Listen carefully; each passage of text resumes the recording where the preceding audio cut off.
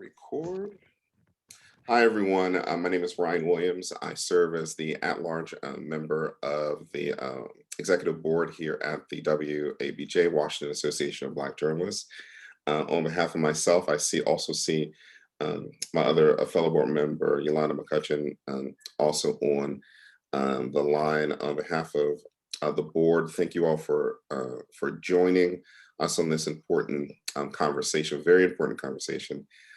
Always timely conversation around how we as medical professionals can handle trauma and burnout. One of the things that we want to emphasize as organizations that we care so much about our members and all that has taken place and stacked on events that have been affecting our social and emotional health. And what I love about this membership is that when we put the call out to all of our committees to say, what would you like to see in terms of programming? This was one of the top listed events in terms of being able to address this.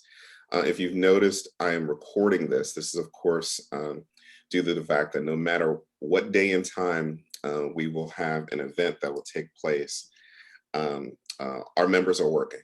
Our members are constantly working. So being able to not only give this as a helpful guide and conversation amongst media professionals, but be able to make it accessible for our members, no matter the time and day that they are working, is a benefit, and one that we want to be able to ensure that our members receive. My co-host, Tori Silver. Tori, test your mic, say hello. Hi, Ryan. Can you hear me? Happy Tuesday. Happy Tuesday. Thank you.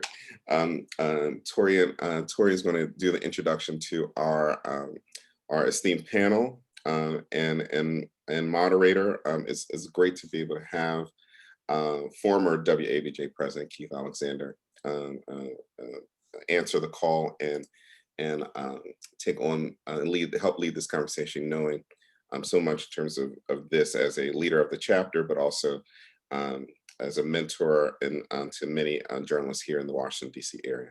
So with that, I'll turn it over to Tori. Thank you so much, Ryan. It's a great evening for us. These are really all of our moderators as well as our speakers, our trailblazers in media and psychology. Brandy Kellen is a multimedia producer and reporter with over 10 years of journalism experience. She has played a key role in shaping content and diversity initiatives at various major media companies. As a journalist for CBS News, Brandy's work filming and coordinating productions has aired across multiple CBS News television programs. In the wake of the Minneapolis police killing of George Floyd, Brandy made significant contributions to the network's breaking news coverage, spending 5 weeks on the ground following protests, and her on-air reporting was featured on CBSN, CBS News' digital streaming platform. Brandy joined CBS News in 2017 following a 6-year tenure at MSNBC. Brandy has also been an instructor for the SI Newhouse School of Public Communications at Syracuse University, where she earned a master's degree in broadcast and digital journalism.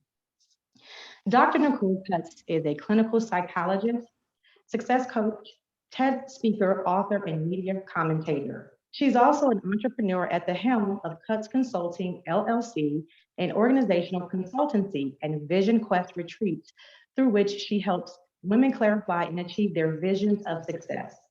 Through her work in book series for women and girls entitled The Adventures of Isabel, Dr. Cutts inspires and empowers people to achieve a more balanced and successful lifestyle.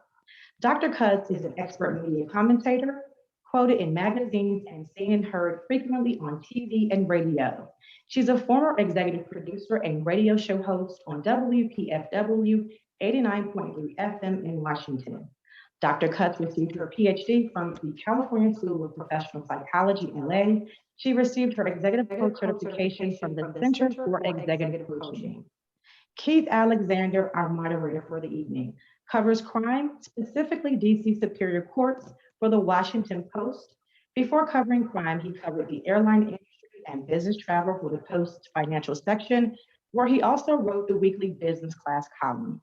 Alexander was a contributor to the 2007 Pulitzer Prize-winning coverage of the Virginia Tech campus shootings and a contributor to the Post's 2006 series and subsequent book, Being a Black Man. He has appeared on numerous national and local TV and radio news programs, including The Today Show, MSNBC, CBS Morning News, and NBC News with Brian Williams. Before joining the Post in early 2001, Alexander also wrote for USA Today, Business Week magazine, and the Dayton Daily News.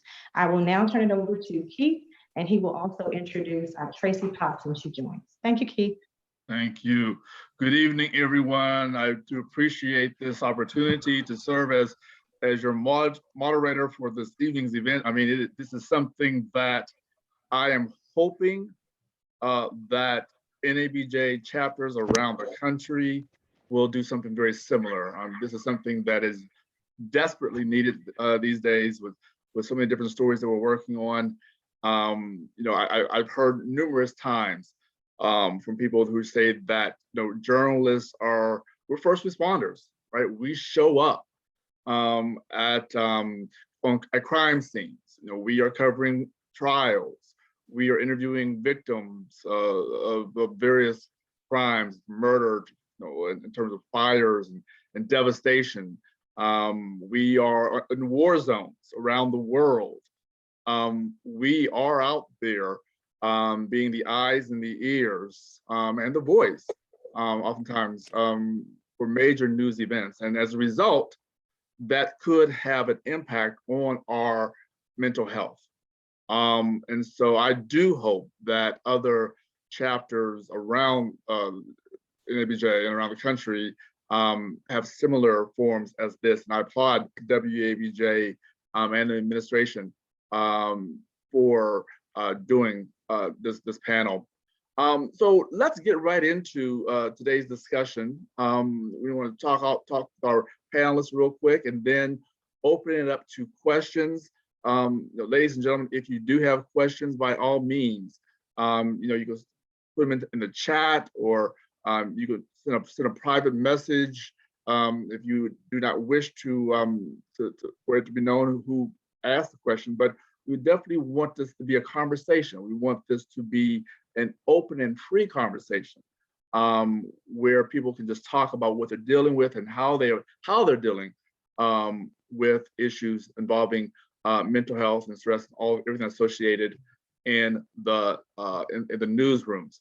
So let's start if we can with one of the panelists here this evening, Brandy. Brandy, who's a CBS News producer. In a few minutes, you can talk a little bit about some of the things that you have covered, and then I also understand that recently you actually sought a therapist because you found yourself having some issues, and even some friends and family noticed some changes in your behavior and were concerned, and also suggest that you see someone. So Brandon, if you can talk a little bit about your background and what triggered your decision to seek help. Yes, absolutely. Good evening, everyone. I'm happy to be here. And thank you for having me. So I know it was mentioned in my bio that I have covered the George Floyd protests, and I definitely would like to get into that. But I think for me, I think my experience as a Black journalist and having and experiencing various moments throughout my career have definitely led to build up. And then when you're thrown into situations like George Floyd, I think for me was the ultimate experience that led me to understand that I needed to seek therapy for myself. And so in the moment that I'm covering George Floyd, obviously everyone's seeing things on TV, but physically being on the ground in Minneapolis for 5 weeks was definitely, it was an eye-opening experience, but it also was traumatic for me. And I say that because, for lack of a better word, I'm around chaos. My safety is unpredictable. I don't know when a moment's gonna turn from safe to unsafe. I'm surrounded by gunshots, on occasion, like I don't know where they're coming from or where they're being directed to. Obviously, you saw on TV buildings being burnt down. Well, I'm smelling the smoke from the buildings. I'm seeing the fire burning down. And I think that in the moment while I was there, obviously as a journalist, you try not to attach yourself to those situations too personally. But there were several times where I experienced emotional release. But I don't think it was until I left Minneapolis that I actually realized I needed to seek help. And it was friends and family who pointed out certain behaviors for me that I thought were just like me just being myself, but obviously I wasn't myself because, I'm lashing out when, in situations where, it's a normal stressful situation, but I'm experiencing it deeper than maybe what the response of me called for. I also experienced feelings of depression. I definitely, like, once I left Minneapolis, there was like a separation anxiety, which led to feelings of depression because I felt like as a journalist, you have to be objective, but there were definitely times where I felt like the issue was so connected to me personally that I wanted to be out there, but you can't, right? You can't jump into a protest. So that feeling was also something I was dealing with. So I felt separation anxiety. I felt like I wanted to answer the call in the most journalistic way possible. And then I also think that just like the seeing of the pain on people's faces was, I think, probably the most deeply rooted experience I had there, because you're always, obviously I said we're in unsafe situations, but when you see people kneeling at the space where George Floyd's body lay, it just hits you differently. So I think that I know I said a lot there, but basically in a nutshell, those experiences is what led to me understanding as a whole, like throughout my career, certain things that I probably should have addressed that I hadn't addressed. And then when it got to that moment, it was like, no, you really need to do something about this. You really need to seek help or talk to someone about this. And my friends and family pointing it out was further told me, yes, this is something I needed to do. So that's what led me to seek a therapist, which I am still in the process of seeking, but I am making that step to do that. Awesome. Wow. Thank you, Brandy. Thank you for that. I'm sure there are a lot of questions about your account, and we'll come back to that. And one of the things that you touched on was that a lot of us are in this business. We're dealing with newsrooms, we're dealing with the newsroom politics and all those challenges for years. And then, you add all of that onto stressful news stories. Then you're right. You carry all of that weight with you year after year after year. You don't realize, right, where exactly the toll all of that is taking. And it's, very much cumulative over time. Particularly here in Washington, right? Yes, for those who did not go to Minneapolis, but you have the Black Lives Matter march. You have crime, covering crime in this city, social issues in this city. You have the insurrection. We had the inauguration. I mean, DC is a major news town where things happen daily. Things happen hourly, actually, to be honest. And so we are called on to go out at a moment's notice for all types of dramatic and traumatic stories. And then also add on to George Floyd and the pandemic and everything else that's going on. So we definitely want to we'll come back to you, Brandon, just to look a little bit more about what some of those signs were and just some of those things that really caused you to say, okay, there is something wrong here. We do have an expert with us this afternoon, and Dr. Cutts. If you could talk, as a psychologist, and if you could talk a little bit about some of the things that we as journalists should be looking for within ourselves, and some of the concerns that as journalists that we should take account as we're moving from day to day to determine whether or not we should be seeking help. So you can talk a little bit about that. Okay, yeah, I would be happy to. And thank you, Brandy, for sharing your experience. What Brandy talked about, are some of the signs that you need to look for. We're talking about how to stave off burnout and what to do when you are experiencing trauma, which you all are as reporters. Even though, you're supposed to be objective, right? And compartmentalizing is good to remain professional and objective, but just as a temporary adaptive measure, right? So you can't be compartmentalizing 24/7. And so it's really good to take breaks. But some of the things that you want to look for, the first thing is to pay attention to your body. There's a book called The Body Keeps Score. And when you tune into your body and you pay attention, that can tell you if you are getting, where your stress level is, if you're getting close to burnout and fatigue. And trauma has an effect on our physical bodies. So paying attention to physical, somatic health concerns, your sleep, anxiety levels, all of that sort of thing, you want to pay attention to, because a lot of times, especially as journalists, you all are knowledge workers, right? So some days you probably could just be ahead with your hands, right? Just thinking and typing or, going out there, but you do need to tune into your body, pay attention to that, listen to that, what's going on. You can also look for signs of changes in your thinking. If you're having a hard time concentrating, remembering things, if you're having repetitive thoughts, relationship disturbances, Brandy mentioned family members and friends saying, something's going on here, and it can creep up on you slowly, like you were talking about, Keith. These things can build up over time, over years, if you think about it as, sort of our pipes are working, that has this buildup going on over time, and then you have things get blocked up, right? If you never take time to unplug, detach, unwind, get those mental health and physical health check-ins and checkups, that can really build up.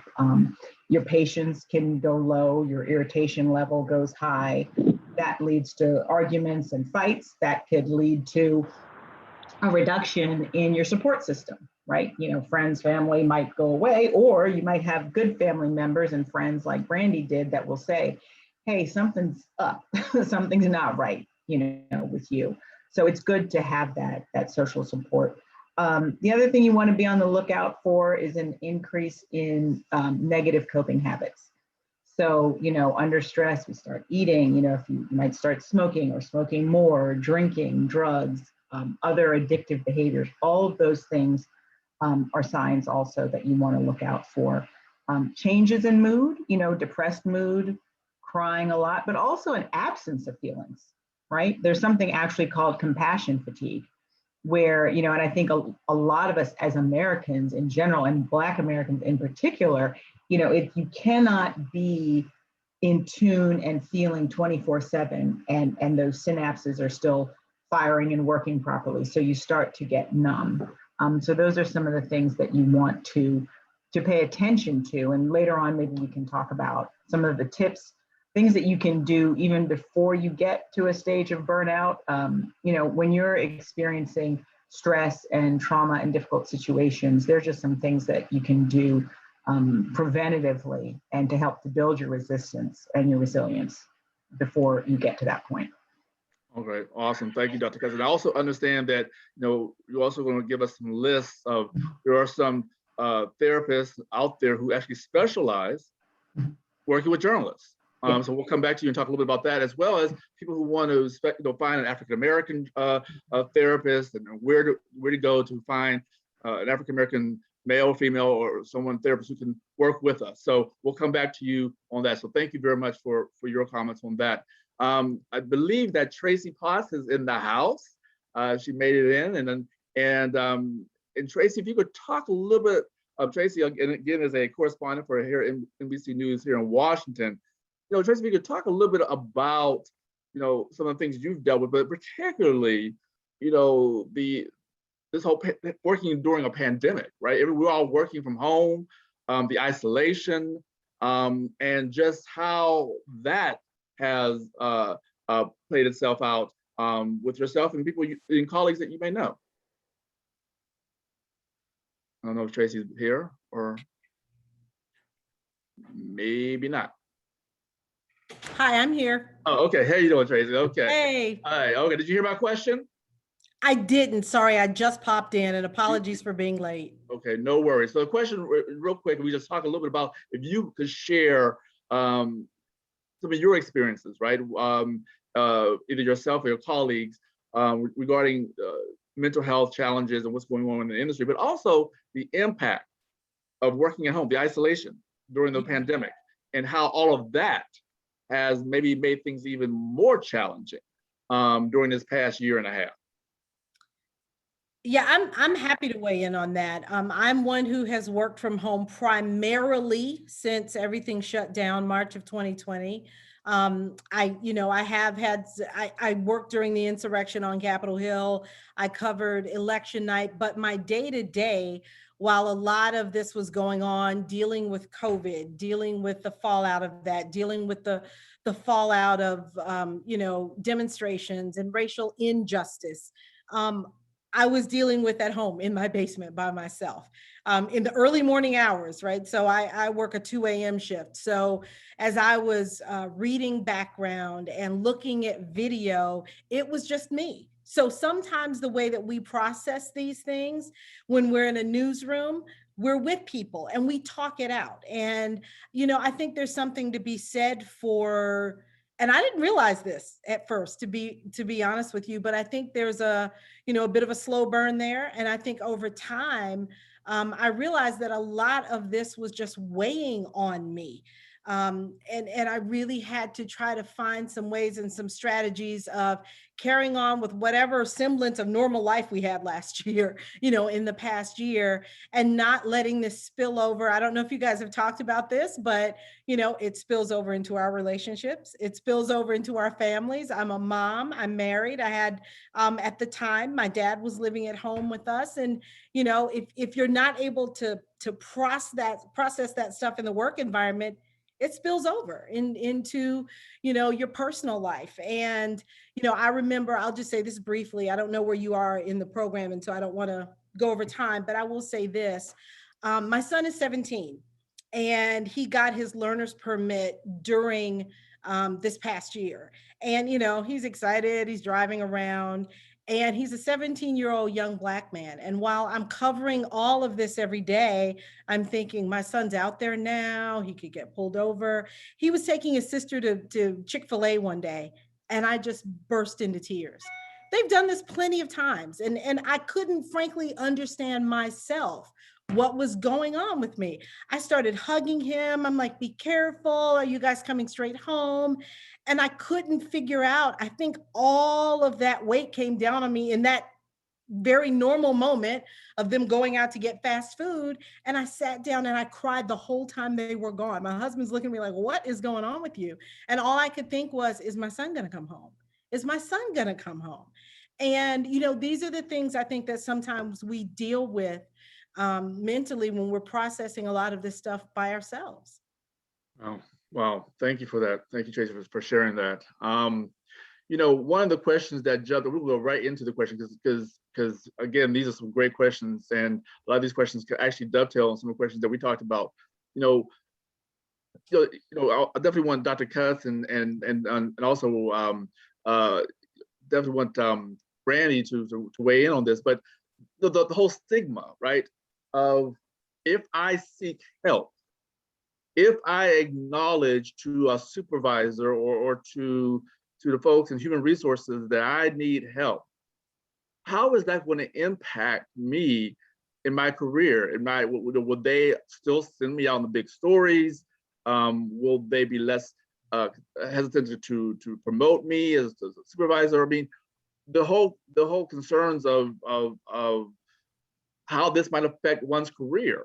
I'm sure it's one of the top questions that's already popped up here. Dr. Cutts, if you can take that question, and Brandon, if you can, obviously after Dr. Cutts, talk a little bit about the impact, or is there an impact on one's career? Dr. Cutts. Well, thanks, Keith. Yeah, there can be. It would be great if we lived in a perfect world where all employers respected everybody's work-life balance and mental health. So I can't say blanketly, of course, yes or no. You have to kind of know the culture of the organization in which you work. Now, there are certain protections though, right? So let's say you have to go out on family medical leave, or if you're ill or something like that, then you should be protected, right? And there, of course, is privacy. They also are not able to ask a lot of times what the issues are. So it does depend on your workplace. You want to find out what resources they have. You have to know the culture. But at the end of the day, if it's about your life, then that's the most important thing, right? So you have to weigh that out. Now, what I would hope is that you try to get some help and take care of yourself before you get to a point where you have complete burnout. There's really no reason for your employers to know before that if you're, let's say you're seeing a therapist, or if you're, just taking time off or unplugging. So, we have to set boundaries also and teach people how to treat us. So if you're always saying yes, yes, yes to everything, then people are going to keep piling things on you. So learning to set some of those boundaries can help, doing that all along. And if one of the boundaries is, I need to take some time to take care of myself, mental health, unfortunately, you mentioned stigma, Keith, it is often treated differently than physical health. But if you went to your employer and said, there's some concerns that I might have cancer and I need to go see an oncologist, they would say, oh, go, right? So, you don't have to be specific. You can say, I've got some health challenges that I need to address if you need to take time off to do that. But, one of the first things that we can do, I think, is start to destigmatize that and normalize the fact that mental health is as important as your physical health. Yes, thank you, Dr. Brandy. Did you have concerns? Did you let your supervisors or anyone know that you were going to seek treatment? So I definitely had concerns, and I will say that's probably what led me to be hesitant over time, because obviously there were stress factors before I even started covering George Floyd, where I probably should have sought a therapist then. But I think, just to echo on what Dr. Cutts just said, when it comes to your life, you can't bargain with that. That's not a bargaining chip. So if you feel like your mental health is really being negatively impacted by it could be a work situation, it could be a personal situation. Fortunately, my company has resources, so that made me feel more comfortable seeking out help, and has been encouraging for me. But overall, I just think that I just got to a point where I felt myself teetering on the point of breakdown, and I felt like I shouldn't have allowed myself to get to that point before I started to seek a therapist. So for me, it was at that point a no-brainer. Like, if I'm feeling that way, if I'm getting emotional when I talk about something that happened a year ago, or if I'm lashing out at my family members, or I'm like going through like days of like feeling depressed, and I'm trying to figure out like what's impacting me, I think that at that point I was like, it's no longer a bargaining chip for me to play with my mental health, and I can't do my job as a journalist if I'm not completely mentally healthy. So it just made sense. It made sense for me at that point. And I think that's, as a manager, I would think that you would want your someone who has gone through this, who has sought help, right? You would feel more comfortable that they're out there in the street. You're back now. You're ready to go. You know what to do. And as a manager, one would think this would make you even more appealing for those tough assignments. One would think. I mean, I'm not a manager, but I would think that. Dr. Cutts, what do you think? I mean, one would think that this is the kind of thing that some managers would want to ensure that if they send somebody out there, they have now cleared their minds or have gotten the help they needed, so that they are able to focus on the assignment ahead of them. Yeah. I mean, again, in a perfect world, yes, you would think that, but you have to know the manager that you're dealing with. You have to know the culture, because you just being politically savvy, you have to know that. But the stress and the trauma and the toll on journalists is well documented. So that really shouldn't be something, a foreign concept to a manager in a newsroom. And it's kind of the weird irony, when people work in stressful professions and, let's say there's a lot of drinking or other things going on, that's fine, right? But then as soon as people seek help is when all of a sudden there's a problem. So that does happen sometimes. But again, it is well documented. Maybe that's something that you all as individuals can also help to bring into your workplace cultures, like, okay, well, what are we doing about this? Because this is not just a Brandy issue or a Tracy issue. This is a journalist in general issue, African-American journalists in particular around certain issues. So you should, I think, put some pressure on your workplace in a way to normalize this idea for everyone. You're not asking for something special. It is a part of your workplace culture, health, and safety. Okay, thank you, Can I Doctor. share a quick thought on that, Keith? Sure. So Dr. Cutts talked about the stigma that we all know exists and we all know shouldn't, but it does.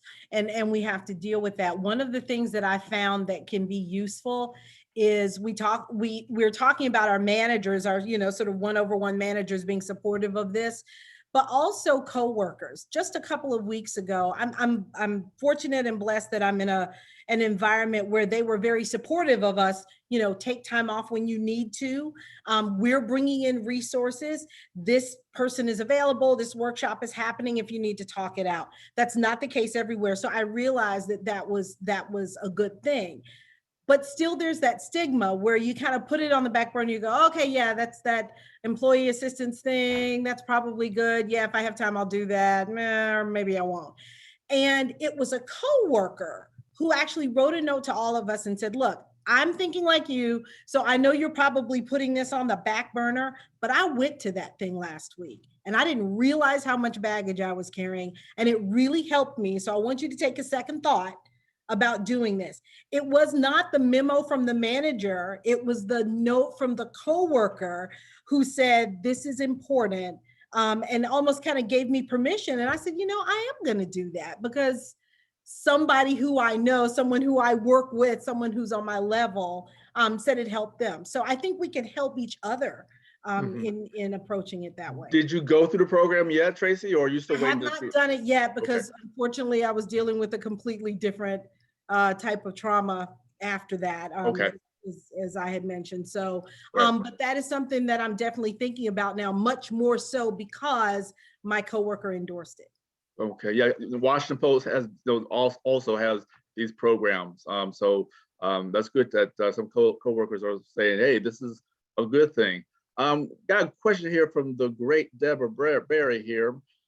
She was saying that, you have interviewed Dr. Cutts, but also Tracy or Brandy, any advice or thoughts on, writing stories about COVID-19 deaths and cases, and everything that's going on with COVID, while at the same time dealing with family members and friends who come down with COVID and who may have lost their own lives to COVID. How does a journalist navigate both worlds? Dr. Cutts, let's start with you. Well, the first thing that comes to mind for me is the need for some separation and some time to process your own feelings. So we talked earlier, about the need to compartmentalize, to stay professional, but you cannot be in that place 24/7. You have to take time where you step out of that and get to just be you as a human, right? So what I would say is, right, you're covering the stories, but you have to pay attention to the fact that, okay, all of this can have an effect on me. And if you're dealing with family members who are sick or who are dying, you need to take time to grieve, to feel those feelings. We have a tendency, and this is a cultural thing, to think that, we have to be strong, but if you don't take time to process, as a few people have mentioned, to go through the feelings, to make some space for that, then it not only does it build up, but it can come out in very strange ways. I liken it to like if you take your feelings and you bury them in boxes and you put them around your backyard, they'll come back out, but they don't come out looking like when you put them in there. So I would say take time out, ideally if you can take breaks during the day, but even a day, where you turn off the news, you step away, because that's something they're recommending, of course, for everybody, but you guys are doing the news. But even with that, to step away and allow yourself time to just be and to feel and to grieve and to do whatever you need to do. Mm-hmm. Ladies, how about Brandy or Tracy? Either one, want to add in? Well, I can say to echo that, I think taking a break is important. And I had an experience. So my grandmother passed away in December. She didn't pass away from COVID, but it was something where I saw her illness sort of getting worse and worse and worse, and then she just eventually succumbed to her illness. And witnessing that in the midst of this was right after the election, so this is right after I had covered all those MAGA million marches in DC, and I'm in the midst of all these supporters of Trump who are in that particular situation very aggressively angry towards journalists. It was a situation where I definitely am glad that my manager, because at that time my grandmother had passed and I was supposed to cover another like MAGA million march that very next day, like 2 days from that point. And I'm on the phone crying with my manager and telling her I'm still going to come to work on Saturday. And she says, no, like you're going to take time off. You're going to go home. You're going to be with your family. It's the holidays. You can afford these days. And I must say that I'm so glad that I did that, because I would not have been able to focus in that environment. And I also think that it would have negatively impacted me, and I wouldn't have been able to process the grief in the best way possible. And so, like, bringing that back to the question, I think that to echo Dr. Cuts, I think taking a break is really important, because I was already feeling burnout up until that point anyway. And then I also think one of the things that helped me cover a story in the midst of feeling a personal connection to it when I was in Minneapolis is actually humanizing my experience with people. So one of the things I was very adamant about doing is whenever I went to interview someone who was traumatically impacted by what happened to George Floyd, I would first ask them, like, are you okay to do this interview? How are you feeling? And if they tell me they were okay, then I'm okay proceeding with the interview, because I feel like it was my responsibility as a human to do that for someone else. Mm-hmm. So I didn't want to exploit someone else's trauma. I'm already experiencing that trauma. I don't want to exploit someone else's. And so even though that story impacted me emotionally, it helped that I was able to connect to someone in a human way that I was actually doing a story on. And that made me feel like I was doing some sort of justice for that particular instance. Yeah, one of the things that I noticed is that, again, we've all been affected by COVID and death and stress, is that, when I was doing stories involving COVID, and if I lost somebody, family members, friends, for me, I'm going to ask questions that I want people to ask or answer when I read stories about COVID victims. Mm-hmm. I'm using, using my own family situation, own friend situation, and asking questions and anecdotes or elicit, so that in a way, I'm like, okay, if somebody was doing a story on my cousin or my friend, I would want a reporter asking these questions of them to highlight that. So that's sort of what I was trying to do is when I could, is try to apply what I was feeling as a journalist, apply what I was feeling as Keith to my journalism, and hoping that would help enrich the story that I was working on. Dr. Cuts, talk a little bit about, if you can, there's some organizations out there that work specifically with journalists regarding mental illness, and then some websites are out there we can go if we want to find African-American therapists. Okay.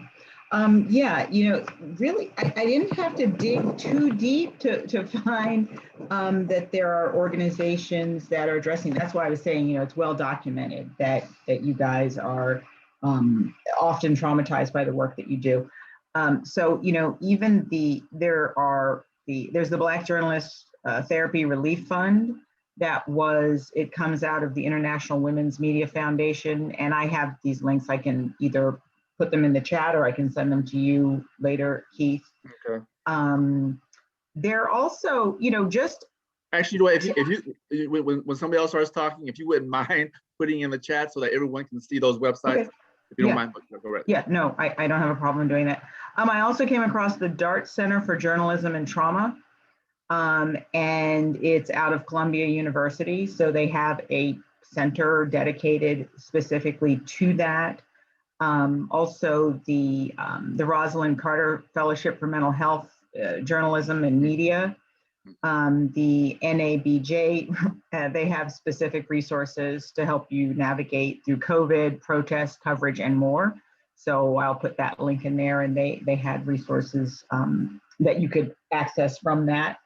Then also, there are other forums similar to what you all are doing that have taken place. And I think that by watching some of those, that's also just a resource, realizing, hopefully you all know you're not alone, but realizing that you're not alone.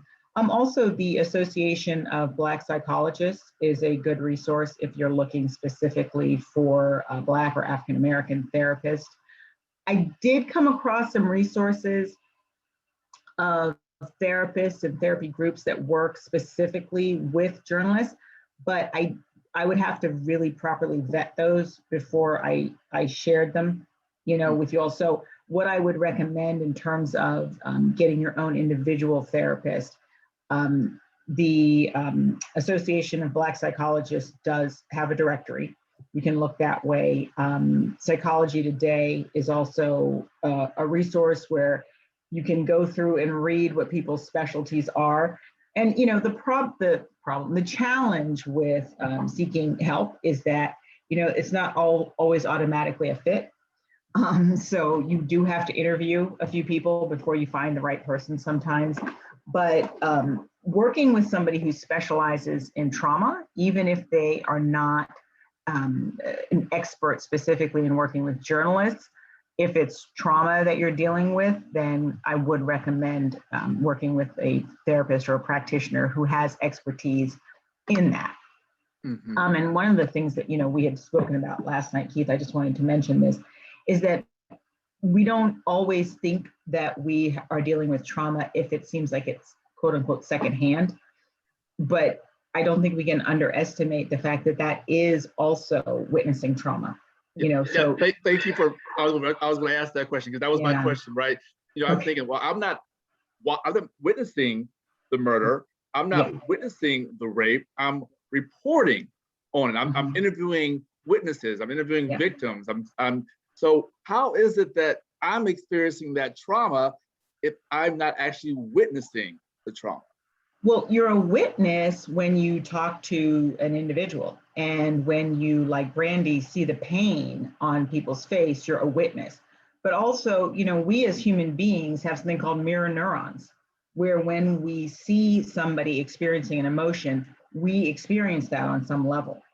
So you can't really, as a human being, be completely separate or devoid of your own emotions. So even just being around somebody who's relating trauma to you can be traumatizing. And in my profession as a psychologist, it is recommended that we go to our own therapy for this very reason, that when you're listening to people's pain and trauma, day in and day out, which is, I only keep a little bit of that because I do a whole lot of other things, but that we also go and get our own therapy to help to deal with that. So it's kind of like you go in that world when you're reporting, and when you're witnessing, you're feeling a lot of what you're seeing, even though you might not know you're feeling it, because again, we have these mirror neurons. And then this is why I'm saying you need to come out of that, process your own feelings, process your feelings related to what you're seeing, sort of like cleaning yourself out, getting yourself balanced and right, and then going back in, and then you can be more effective, but not if you're steeped in that 24/7. Wow. You know, we have a question here from one of my bosses, so she's going to take priority right now.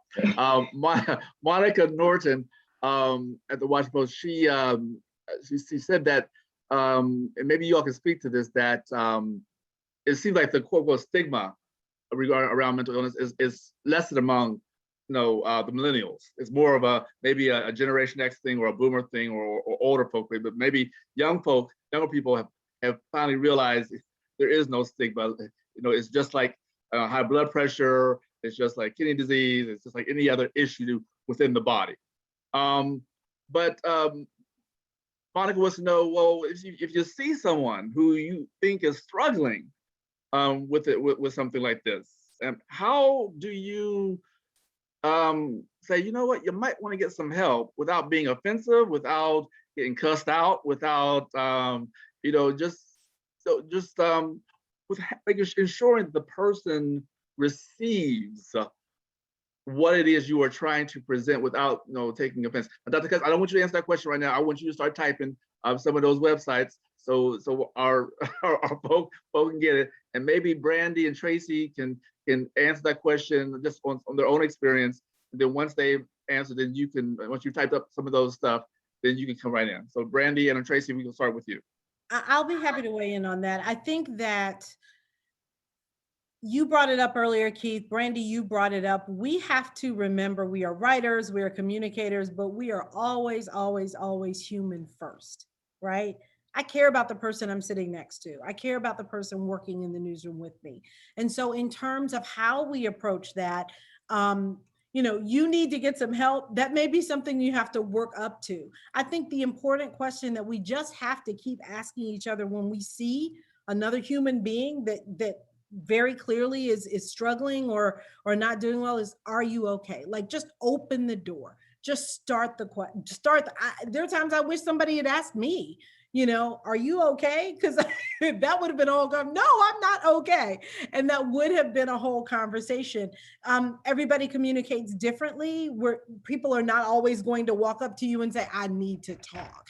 But people will sometimes respond if you say they're not okay. I don't know if you've ever had this situation. I certainly have, where someone asked that and I just burst into tears because I'm not okay. And I needed somebody to ask me that question. You were talking earlier about the trauma and the secondhand trauma of dealing with all of this, especially when we have personal things going on in our lives. Since February, I was just sitting here trying to count. I've probably been to, in person or online, 8 to 10 funerals, including, as you know, as I shared with you, my dad passed away unexpectedly about a week ago. 2 months before that, my uncle passed away related to COVID while I was reporting on this. And the very next day when I went on air, there were some words I could hardly get out. There was a lump in my throat because every day I was used to saying, 30 million people, 30,501 people have now died of COVID. But now every time that rolled off my tongue, I had a new image in my mind. It was my uncle. He was the one. For me as a communicator, we have to use the gifts that we have. One gift that we have is writing. And for me, writing really helped. Because as a journalist, we're trained to keep our feelings out of it. That's not always healthy as a human being. And I will leave the details of that to Dr. Cutts. But I can tell you, for me, that's not always healthy as a human being. Those feelings need to come out. And so I did some writing. I did some editorial writing in other venues to say, hey, I'm a journalist. I'm dealing with this. I've had death in my family. I know people who are ill. This is hurting me as I'm telling you these words every day. And sometimes I think that is an area of relief. But yeah, absolutely. Reach out to people and just open the door and say, hey, are you good? Are you okay? Thank you. Brandy, anything that you want to add to that? Thank you, Tracy. Echo on what Tracy said. And I think for me, the question that I think, are you okay, is personally like a better question. How are you doing? Because a lot of times when you talk to people in the office, the first thing you say is, how are you doing today? But I honestly feel like when someone asks me that question, my default is I'm doing great, when sometimes I'm actually not really doing great. And so I love the way Tracy framed that question, are you okay? Because I think that may open the door to making people feel more comfortable about something that they're dealing with, and then maybe leading to a conversation about seeking help. And I think another thing that helped me was my own friends explaining to me what their experience has, or sharing with me what their experience has been like getting therapy. And so that sort of opened my eyes to what the experience would be like, which is what motivated me also to seek therapy myself. So I think that hearing someone's experience about it was also that was a game changer for me personally. Mm-hmm. Dr. Custer, do you think we covered everything, or if we move on to another subject, or is there anything you want to add on that, or? The only thing that I would add is, in addition to what Brandy and Tracy said, is to express your concerns and reflect what you're seeing, why you're asking that, right? So if you say, are you okay? And the person says, yeah, I'm fine. Well, the reason why I was asking is because this is what I've observed. Mm-hmm. And just leave it there, not with, and I think you should, but that, we can be a reflection for other people, like a mirror, and say, well, I'm asking because this is what I've seen, like Brandy's family and friends did with her. Yeah, thank you for that. One question that I see here, a lot of people say that for them, I think I'm one of those people, work is therapy. Work is their therapy. That's how, if they're dealing with something, for them, their escape is pouring themselves into work. So last June, I lost my mother suddenly. She had to have surgery, and she didn't make it through the surgery. And I was actually in the ICU with her, working on a story, much to the chagrin of my editors, who kept saying, what are you doing? But for me, as she's recovering her surgery, there's nothing more I can do other than pray. And so for me, it was taking my mind off my situation and diving into this story. Whether or not that was healthy or not, I don't know, but it got me through.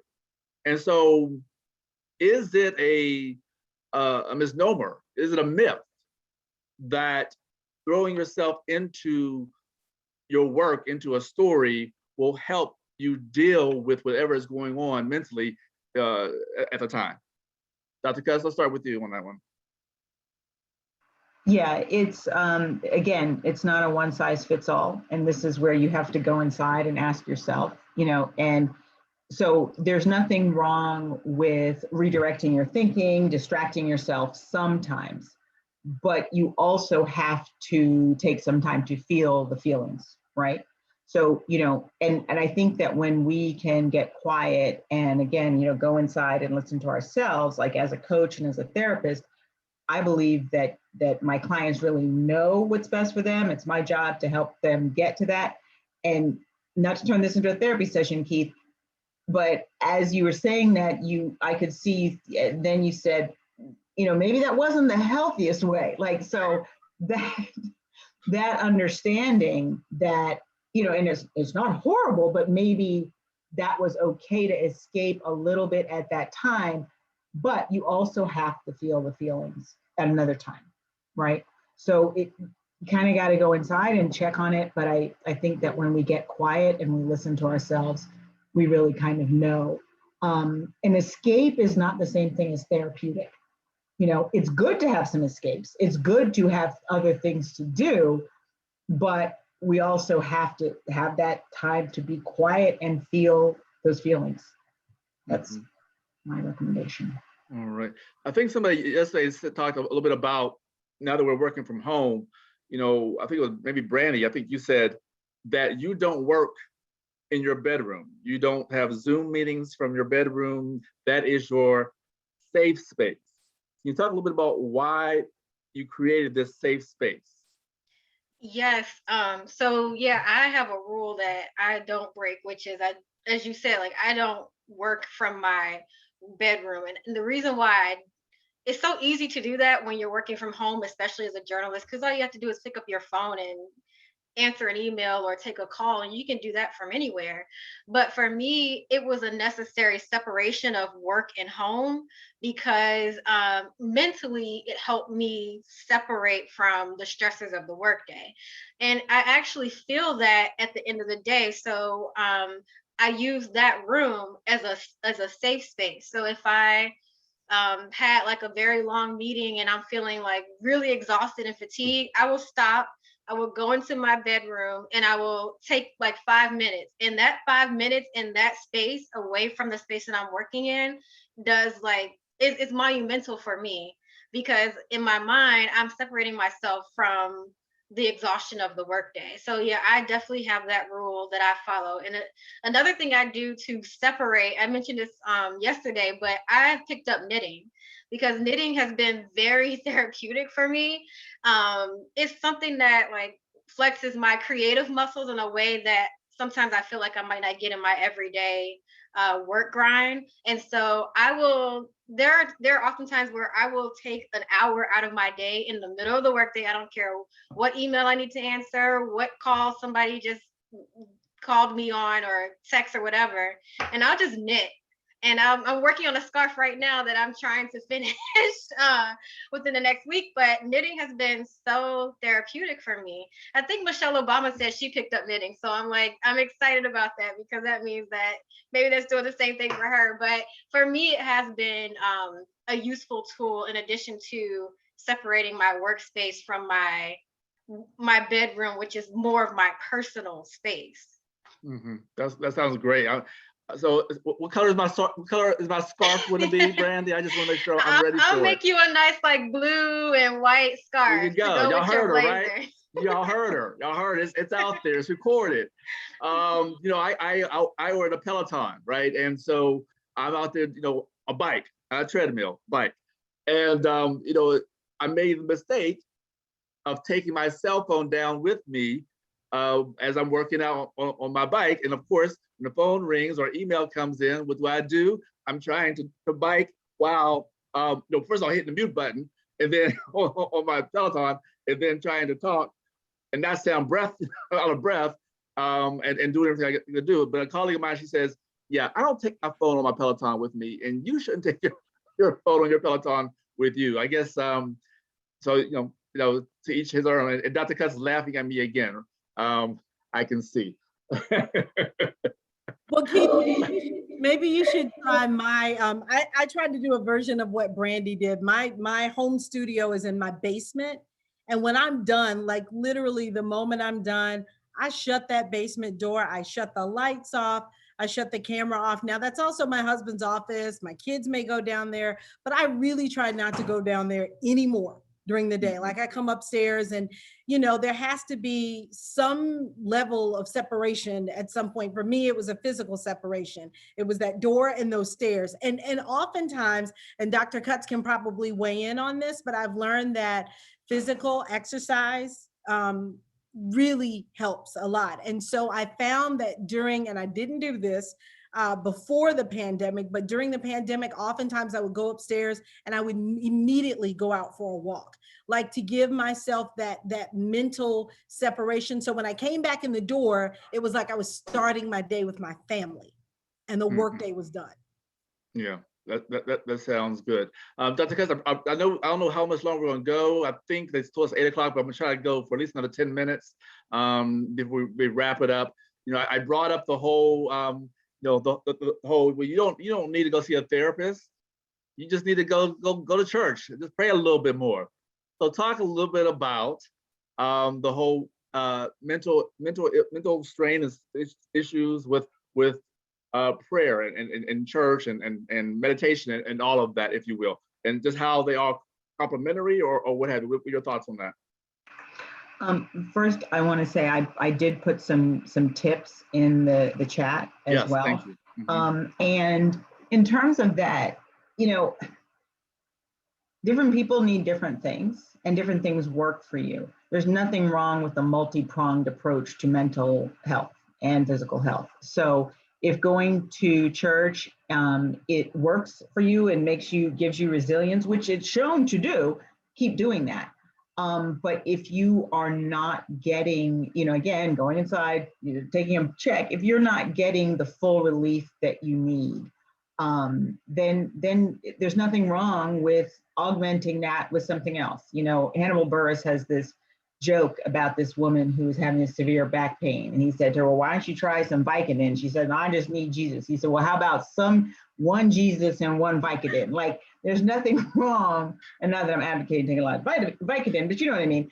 There's nothing wrong with that multi-pronged approach and I believe in physical, mental, and spiritual health, right? And so the exercise is very important. And even if you can't get out for an hour or a half hour, something, getting up, moving, stretching. I have a book right here, my office yoga. There's so much we can do, but it really is important to have that actual break, Keith. So next time you get on your Peloton, don't have your phone on. And that has to go back also to the setting the boundaries. Sometimes I feel a little funny when somebody says, oh, can we talk at this time and this time? And I'm like, that's really when I need to be on my walk in the woods. And I'm like, no, I can't. I'm on my walk. I go to the river every day. Today I was back to back to back. I had some time, literally like an hour and a half. I grabbed my dog, who's sleeping right now, and threw in the car and took off to the river. And when I'm walking, I don't talk on my phone and I don't text. Just because we have these devices, it makes it more difficult, but you can't be connected 24/7. It's just not good for you. Can I just add one thing to that? Which is, as a Black journalist, I feel like, at least me personally, I feel guilty. I have felt guilty in the past for not being always available, because the saying is you got to work like 3 times as hard as like someone else, right? But I have learned through my experiences that there's always going to be another story. Like, there's always going to be another opportunity. And my mental health should not come behind. Like, I shouldn't put my mental health on the back burner, because I'm worried that if I don't take this assignment, I'm not going to get the next one. So I have learned that I have to create those boundaries, like that Dr. Cutts was talking about, because at the end of the day, you're going to spin your wheel so much that you're ultimately going to end up not being able to function at 100%. And why sacrifice that when you can just create a simple boundary here and there? It doesn't have to be, to me, it doesn't have to mean that I can't be effective and productive in my work, but it does mean that I can be more cognizant of my mental and personal, physical health. And can I add something to that, to Brandy's point and to Dr. Cutt's point? I am learning, and I say learning because it's a process for me, that I am unavailable is not a sentence that requires further explanation. It does not require a because. I'm finding, I work a weird work shift. I do the 2 a.m. to 10 a.m. So it's not quite a complete overnight, but right, I'm seeing your eyes. Like, when your alarm for 10 years is getting you up at 1 and 1:30 a.m., it's harder and harder every year. And so when people want to meet at 1 p.m. and I'm sleeping from 12 to 4, my answer is now, I'm sorry, I'm not available for that meeting. I'm booked, because what's on my calendar? A nap. So it's just not, I'm unavailable. And then what happens is the world works around you. If it's something that's really important, you either get caught up on it, or a memo goes out and says, Tracy's not available at this time. Can we look for another time? And then you keep your sanity. And that's so important, but you have to draw those boundaries. And, I used to be the person who'd say, well, I'd love to do it, and I know it's really important, but, I work overnight and I have to rest it. No, I'm just not available at that time. Nobody wants to hear that story anyway. But, but Tracy, it's easier for someone who's been in the industry for 20 years, or so many years, to do that, to say no. No is a complete sentence. I'm not available. But if it's your first job, and you are trying to impress, your bosses, and you want to be the go-to, because you're looking around and you're seeing other journalists who don't look like you at their desk, feeling like 24/7. I mean, it's not as easy to say, yeah, no, not available.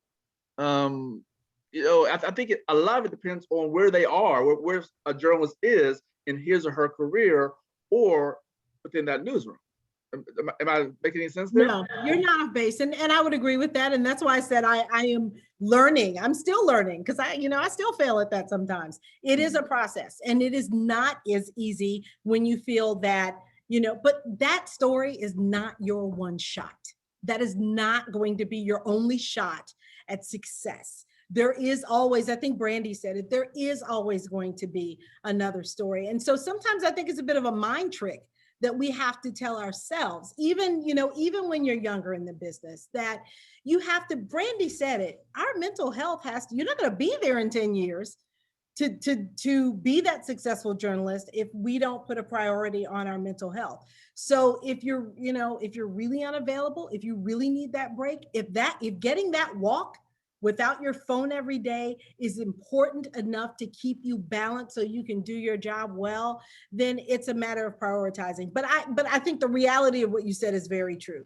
You do have to realize control is an illusion. I see that somebody is responding to that, and you do have to work at balance and putting your mental health first, because this is a long game, right? It's not just about that story that you want to do right now because you want to shine, because you want to be the star in the newsroom next week.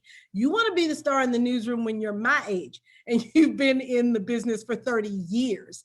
And to do that, you've got to play the long game with your mental health and make sure that you are doing what it takes. And I say this, I'm laughing because my mother is walking around here somewhere going, you didn't do that when you were younger. But I'm saying that now for the benefit of those who may be younger or who may be younger in the business, do it sooner than many of us did.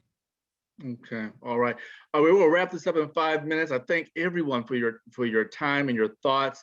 And everyone's just so many chats. I see Michelle Singletary is out there, and I see she's loving your I'm not available at this time, Tracy.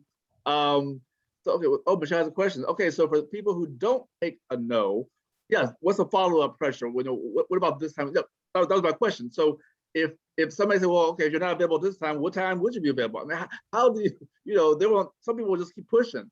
What do you do? Dr. Katz, you're on mute. Go ahead. You can, when you're setting boundaries, there's a broken record technique where you basically keep saying the same thing that you've said.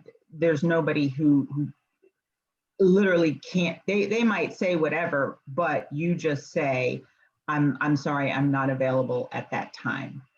And if they say, well, what about today? I'm actually not going to be able to do that. Now, I just did it earlier today. I'm doing something tomorrow. And when this guy said, let me know when you have a minute. No. You said no? No. I mean, I put a little fluff around it, but the bottom line was, we don't need to talk before that. I'm back to back to back. We've done this before. I'll see you on the call. If you want to fire me, fire me. All right. Ladies, it's been a pleasure. We want to wrap this up. Brandy, Tracy, and then Dr. Cutts, if you guys have some final comments, and we'll just keep them brief, like 2 minutes. Just final comments and final thoughts. Brandy, we will start with you. There you go. I was on mute. I just want to echo that what I said earlier about being able to say no. And I definitely can resonate with people who are younger in their career, even though I've been a journalist for 10 years. And I just think that just learning how to create boundaries and learning that your mental health, accepting that your mental health is more important than anything else, is just the ultimate goal and the ultimate realization for me, because at the end of the day, it's not worth sacrificing for the work that you're doing, because you have to come home, you have to be happy in your life. And I think that you want to be in a space that when you're at home, you're at peace. And if your work is impacting your mental health, it's going to impact everything else around you, and that will sacrifice your peace of mind. So I think that that should, to me, that's for me the ultimate consideration, and that it did take me a while to get to that point. So I think for people who are still working on that journey, I think that, kudos to you for even trying to take that step, because I don't think it's a one, at one point you're just, the light switches off and you're like, oh, I need to work on my mental health now. So I just want to give encouragement to people who are still on that journey of getting to that point, because we're all on a journey, and that's just what I wanted to leave everyone with. Thank you, Brandy. Tracy? We have to remember that we are human first. We write, we're communicators. We all want to do well in our careers. I've been doing this for a few decades. I still have goals. I still have things that I want to do, but we have to remember that it's a long game. We are human first, which means we have to take care of ourselves. What we hear, what we see, what we write about, the people we talk to, and what we do has an impact. It can weigh on us. We have to deal with that in order to do our work well. And also just, remembering to check on one another, to ask people, are you okay? Again, because we're human, because we care about people. And hey, if it's that 1 o'clock meeting you're asking me about, I am unavailable. Okay, and Dr. Cutts, we'll give you the final word of the evening. My final word is that your work that you believe in and that you want to bring excellence to comes through you as a conduit, and that's your body and your mind and your spirit. So it's not selfish, it's not extraneous, it's absolutely imperative that you take care of this vessel, because this is the conduit that your work will come through. So it's not really negotiable in my mind. All right. Thank you. Thank you, ladies, for your time. Thank you for sharing your stories, opening up, and sharing such intimate thoughts. We really do appreciate it. I think this was a very good discussion. I think I could tell by the comments and the text messages that are coming in and emails. You are asking that WABJ leadership, if you can email some of this information that Dr. Cutts has provided in the chat, so you can send it out to members who might not have been participating in this discussion, and also so we can just have it, right? We're able to take it down on the chat. So if WABJ, the president, and individuals could very much email the information out to the membership, we would appreciate it. And I think that's it. 8:15, we wrapped it up. Hot dog. Thank you again, everyone. It's been a pleasure, and everyone have a great night, and do what you got to do. Now, I'm unavailable. Sorry. Keith, thank you. Thank you so much. On behalf of the leadership at WABJ, I do want to give opportunity for NABJ President Dorothy Tucker has joined the conversation about 30 minutes ago. Opportunity. But much thanks to Brandy, Tracy, Dr. Cutts, Tori, and Keith, of course, on great moderation for a wonderful conversation. I was just dropping in. I got the email. I get your emails all the time. And this time I was able to make it. I'm glad I did. Really good stuff. Very informative. I was taking notes. And because I am unavailable, I am not showing my face. Okay. But shout out to all of y'all. Keith, Dr. Cutts. I mean, as you can see, I was sitting there, commenting. Really, really good stuff. Thank you. Thank you. I would really like for you guys to, since it was recorded, please send it to NABJ. We have that section where we include the webinars. And I really think this is something that the way you put it together, other members could learn from what you have done. We've had some of these similar webinars, but yours was definitely among the best. So please share, and thank you. Thanks, Madam President. Thank you all for joining us tonight. If you have any feedback in terms of on this program, or any ideas in terms of future programs, feel free to, as always, to email us at wabjdc@gmail.com. Our next general meeting in a few weeks, where we'll be announcing additional programming We're going strong this year for good reason. It's a great opportunity for, as you can see, fantastic, wonderful talent here in the DMV, and great resources that we're the heart of news, and we know how much this means to each of you and to your colleagues as there are many of us re-entering the newsroom that are starting to reopen in these next days and weeks. So be safe, and we look forward to seeing you all again. Thank you and good night.